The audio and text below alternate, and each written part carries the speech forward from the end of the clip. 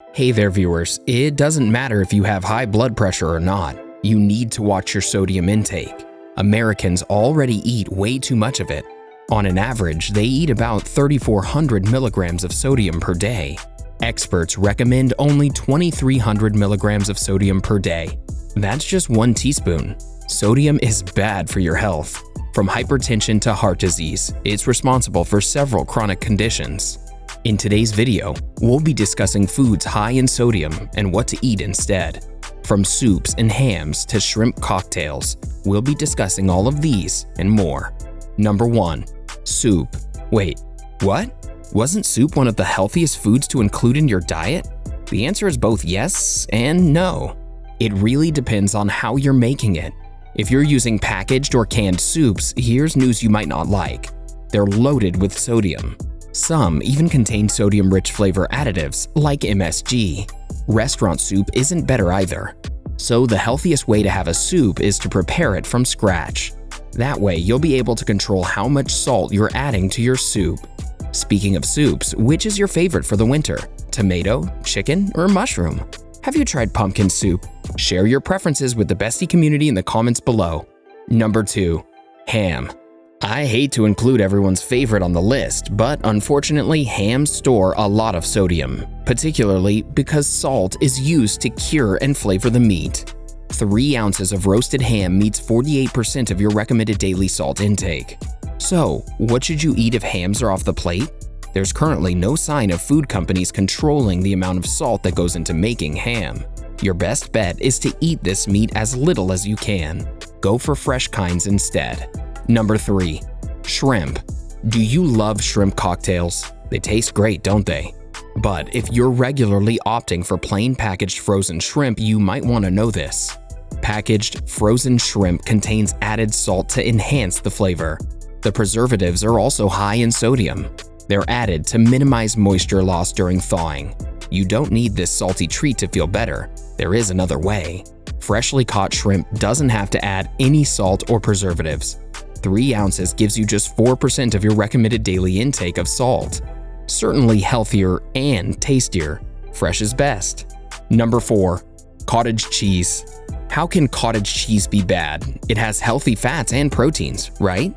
That's right, but cottage cheese also is a bit high in salt. The salt in cottage cheese acts as a preservative while also enhancing the texture and flavor. You won't find low-sodium versions, so what should you do? Rinse it under running water for 15 minutes as it reduces the sodium content by 63%. Number 5. Instant pudding. Ah, the delicious dessert.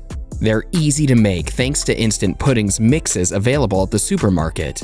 Being so sweet means they're definitely not high in sodium, right? Wrong. Instant pudding tastes sweet, but still has a high amount of sodium hiding inside it. Sodium additives are added to the instant mix to thicken the pudding. Besides that, preservatives are sodium-rich as well. So what's your option? Go for regular pudding mixes instead of instant ones.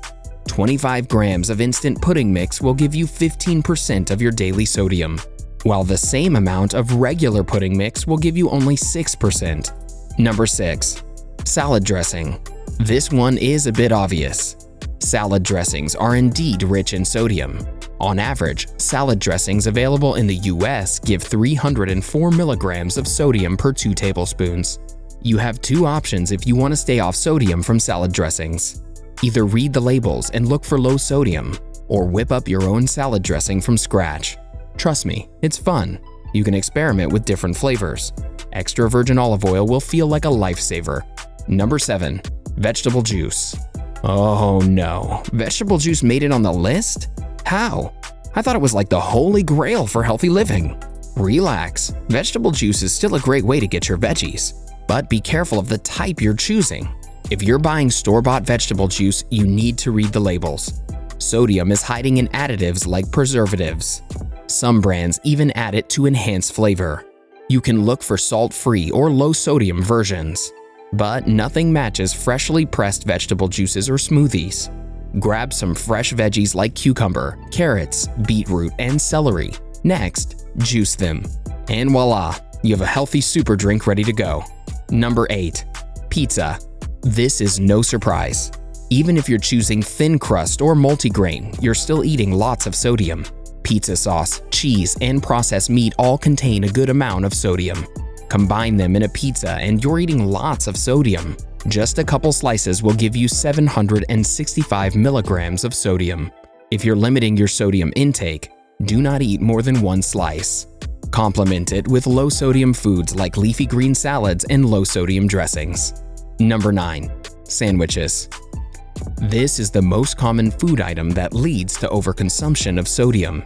There are multiple ingredients that go into making them, and all of them have a very high chance of being sodium-rich.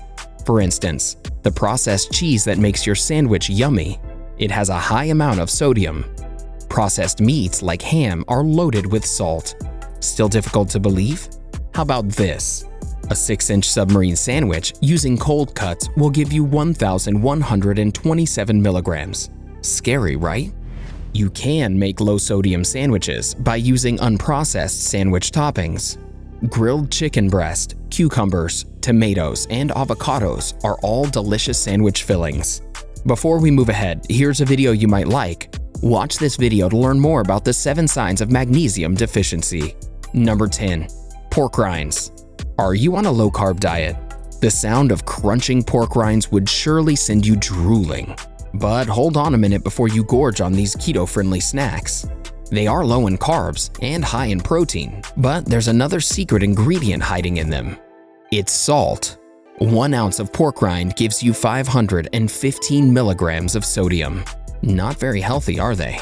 If you're craving something crunchy, go for unsalted nuts. They're healthy and good for snacking. Number 11. Boxed potato casserole.